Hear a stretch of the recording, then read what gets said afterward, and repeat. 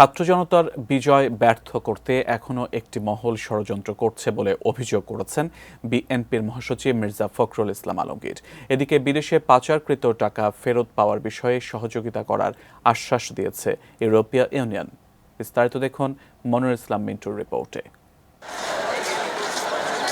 দুপুরে জাতীয়তাবাদী স্বেচ্ছাসেবক দলের ৪৪তম প্রতিষ্ঠাবার্ষিকী উপলক্ষে দলের নেতাকর্মীদের নিয়ে বিএনপির প্রতিষ্ঠাতা জিয়াউর রহমানের সমাধিতে শ্রদ্ধা জানাতে যান বিএনপি মহাসচিব মির্জা ফখরুল ইসলাম আলমগীর।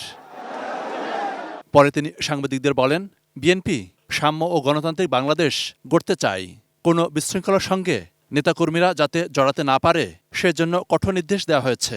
নানা ইস্যুতে শেখ হাসিনা সরকারের সমালোচনা করে বিএনপি মহাসচিব অন্তর্বর্তীকালীন সরকারের প্রতি আবারও সমর্থনের কথা জানান। 100% কপার কন্ডেন্সারে তৈরি ভিশন ফ্রিজ, তাই গুণে মানে অটুট থাকে বছরের পর বছর।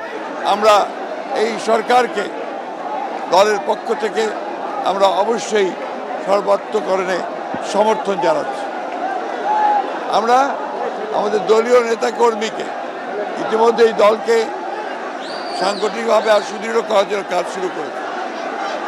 কিছু সংখ্যক ব্যক্তি আজকে ছাত্র জনতার এই বিজয়কে নস্যাৎ করে দেওয়ার জন্য ষড়যন্ত্র করছে, চক্রান্ত করছে।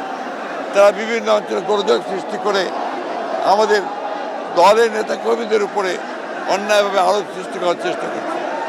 এর আগে সকালে বিএনপি মহাসচিবের সঙ্গে সাক্ষাৎ করেন ঢাকায় নিযুক্ত ইউরোপীয় ইউনিয়নের ভারপ্রাপ্ত রাষ্ট্রদূত বারেন্ট স্প্যানিয়ের। দলের চেয়ারপারসনের গুলশান কার্যালয়ে এ বৈঠক হয়।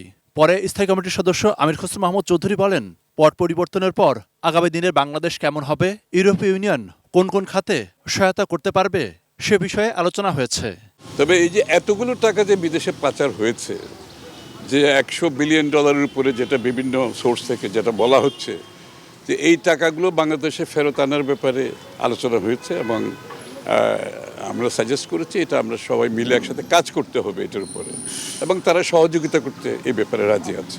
মনিরুল ইসলাম মিন্টু, 18 নিউজ, ঢাকা।